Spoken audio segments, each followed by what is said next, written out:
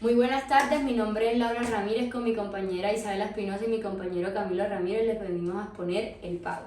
El pago principalmente consiste en el cumplimiento de la prestación debida que satisface el derecho del acreedor, quien ya no le puede exigir nada al deudor. La noción de esta es según el artículo 1626 del Código Civil, que define el pago como efectivo es la prestación de lo que se debe, fórmula que abarca toda clase de tipo de obligaciones. Los ejemplos claros que vemos es la obligación de dar, hacer y no hacer. En la de dar, cuando se hace la tradición de la especie o género objeto de la acción. En este paso llamaremos a mi compañero Camilo Ramírez para dar un ejemplo. En estos momentos él me entregará a Rose y yo le pagaré con 1.000 pesos. Ahí estamos haciendo el ejemplo claro de lo que es el pago en la opción de dar. El ejemplo en la opción de hacer, quien ejecuta el hecho debido. Yo le pagaré a mi compañero Camilo 2.000 pesos por pintarme una pared. Al momento de pintar la pared me está efectuando el efecto de hacer. Y el de no hacer mientras se obtiene el hecho prohibido. Pongamos un ejemplo de un contrato, digamos, de silencio o un contrato de... Sí, pues podemos decir que de silencio. Mientras yo celebro esto con otra persona y la persona guarda silencio, está haciendo el pago de la obligación de no hacer. 2000 years later. Por otro lado, encontramos el interrogante de quién debe hacerse el pago. El pago debe hacerse al acreedor o a quienes ocupen su lugar a título universal. Un ejemplo de esto son los representantes o los herederos, como lo veremos un poco más adelante. Tenemos un primer punto que es el pago al acreedor, que contiene 3 incisos. Primeramente, por acreedor no solo se entiende el titular original del derecho crediticio, sino que también a quien se le ha sucedido este derecho. En el primer inciso encontramos que el acreedor no tiene administración de sus bienes. Esto se refiere a la incapacidad que padecen de pronto los dementes, los sordomudos y los menores. Un ejemplo de esto es que de pronto mi papá administra mis bienes. Como soy menor, no puedo hacerlo del todo. En el inciso 2 encontramos el embargo de crédito.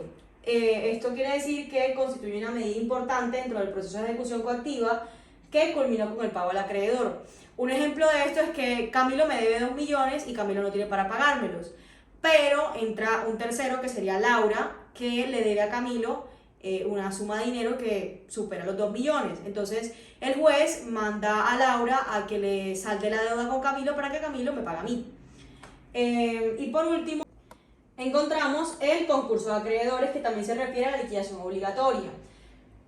No es válido el pago hecho a quien por insolvente se ha sometido a un proceso con causal de liquidación obligatoria, y cuando este se realiza es fraude. Por ejemplo, una empresa tiene activos y entra en un estado de liquidación para pagarle a sus deudores. En el punto B tenemos al representante legal del acreedor. Esto es meramente que entre un tercero a pagar la deuda. Por ejemplo, yo soy deudora y le debo plata a Camilo, entonces yo le pido el favor a Laura de que vaya y le pague el dinero a Camilo a mi nombre. En el punto C encontramos el pago del representante voluntario del acreedor. Esta categoría comprende a quienes derivan su facultad para recibir el pago de un acto jurídico otorgado por el acreedor como albacea con la administración y tenencia de bienes, y quien lo recibe del testador y en general los mandatarios de dicho acreedor. Con esto queremos decir que, por ejemplo, los abogados, una empresa o una persona jurídica me entrega a mí un poder para yo representarlo. En el punto D encontramos el pago al poseedor del crédito. Entonces, en esto, el pago hecho de buena fe a la persona que estaba entonces en posesión del crédito es válido, aunque después este crédito aparezca que no le pertenece. Esto está estipulado en el inciso 2 del artículo 1634 del Código Civil. Y tiene también estipuladas condiciones, y la primera es ser acreedor, poseedor del crédito, y segundo, que el deudor pague de buena fe. Un ejemplo de esto, claro, es la cesión de crédito. Bueno, y continuando con lo que mi compañera Isabela y Laura estaban exponiendo, les vengo a explicar quién puede realizar el pago, comenzando por el deudor único y su representante. El deudor único no solo está obligado a pagar la prestación debida, sino que también tiene derecho, desde que su deuda sea exigible, y aún así si el acreedor es consciente en ello o está facultado para anunciar el plazo pendiente. Lo anterior también puede predicarse respecto a los representantes de dicho deudor, es decir, Si por ejemplo A, o sea yo Camilo, le otorgo un poder a B, siendo en este caso Laura, de que está en nombre mío vaya y realice pagos a nombre mío en una tienda o en un banco o en una sucursal, etc. Esto viene siendo el deudor único o con su representante. Continuando con la persona interesada en la solución de la deuda, comenzando por el codeudor solidario.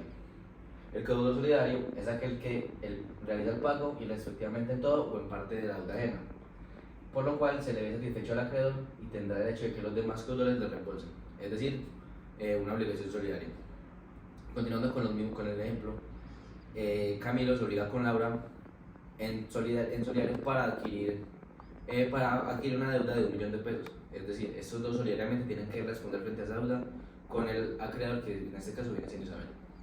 Continuando con el codeudor de una obligación indivisible, lo cual en el Código Civil menciona que solo se le reconoce al codeudor que paga la obligación indivisible una acción indemnizatoria o de saneamiento. Es decir, si Laura y yo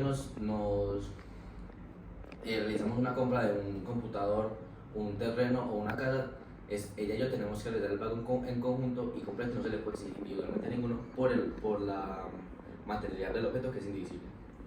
Continuando con el fiador, que este queda subrogado el derecho del acreedor con todos sus privilegios y accesorios, puesto que el deudor es subsidiario y cumple con una obligación ajena. El propietario de un bien hipotecado o pignorado es el propietario del bien hipotecado que paga la deuda. Este se le considera legalmente subrogado en los derechos del acreedor con todas las consecuencias que implica la subrogación.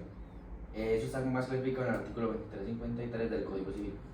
Y finalizando con el acreedor de grado inferior, siendo este un interesado indirecto del pago de una obligación. Un ejemplo de esto es cuando Camilo adquiere un vehículo de 100.000 pesos y este pone 50.000 y le pide al banco los 50.000 restantes. En el caso de que Camilo se atrase con una cuota de los 50.000 restantes que le debe al banco, el banco, como es el que sale propietario del vehículo, puede realizar la venta del vehículo que se compró y sacar de ahí el dinero que se le debe. Y Camilo, en este caso cumpliendo el papel del acreedor de grado inferior, se le entregaría el dinero sobrante después de que se salde la deuda con el banco. Y para finalizar, con las personas que no están interesadas en la solución de la deuda, comenzando por el pago con conocimiento del deudor. Este se genera entre el deudor y quien paga un mandato, pues este contrato no requiere la aceptación de ninguno del mandante. Es decir, un contrato simple de compraventa entre dos personas. Ahora venimos con el pago sin conocimiento del deudor, y este es al ignorar el deudor que un tercero paga su obligación y se estructura una agenda oficiosa. Es decir, cuando un amigo va a realizar el pago de su amigo en un banco, o el padre realiza el pago de una deuda en el colegio, y así. Y para finalizar, con el pago contra la voluntad del deudor.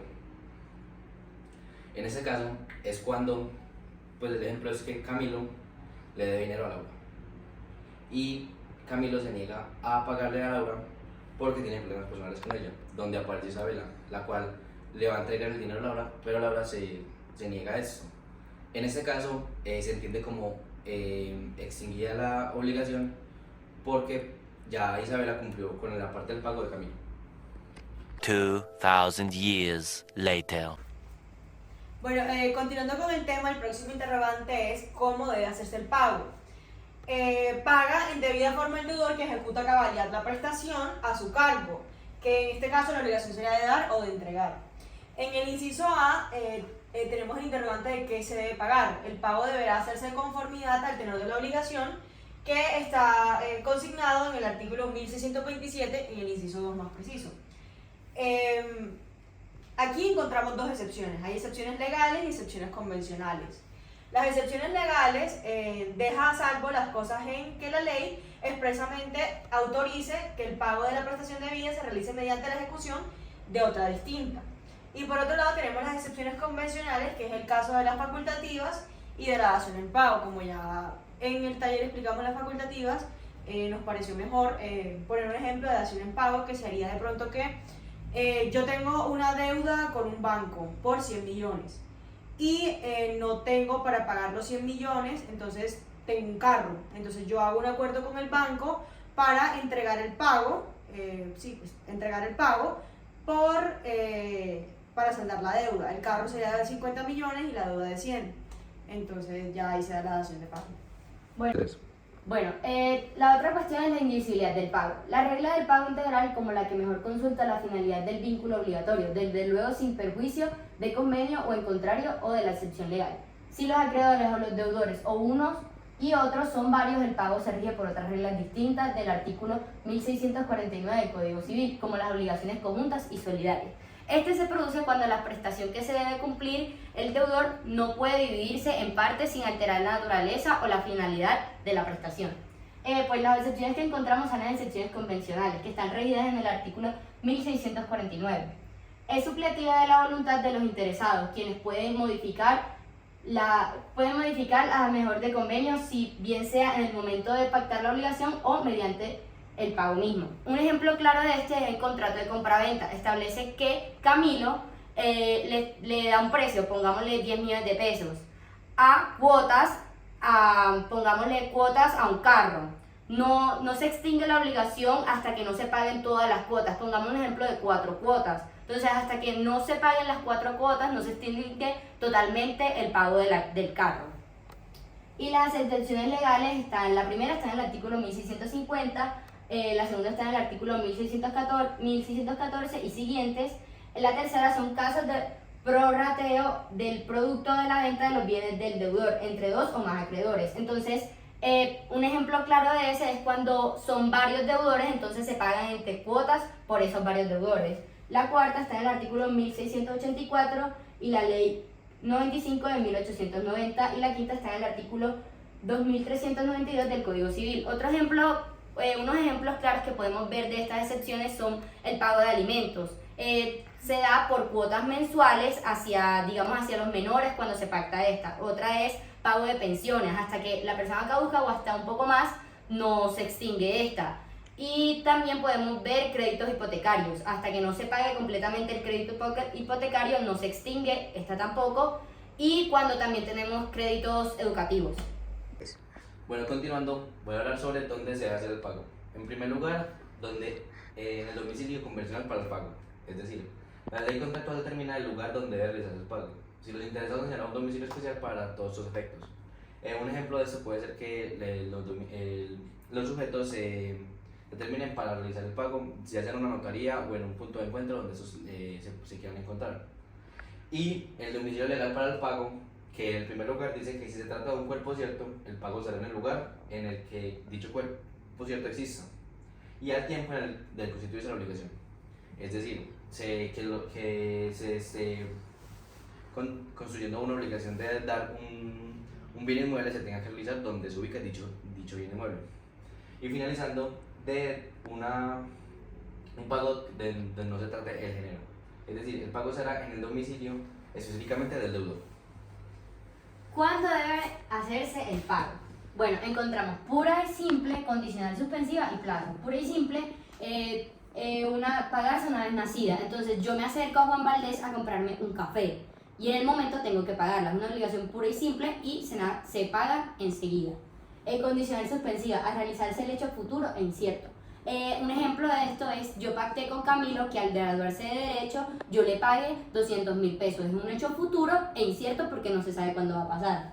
Y plazo, la llegada del día o al realizarse el hecho futuro y cierto señalado como término para el cumplimiento. Un ejemplo de esto es, yo pacté con Isabela el 1 de diciembre pagarle 100.000 pesos. Es un hecho futuro y cierto porque en algún momento llegará el 1 de diciembre y al llegar a esta fecha pues se hará el respectivo pago.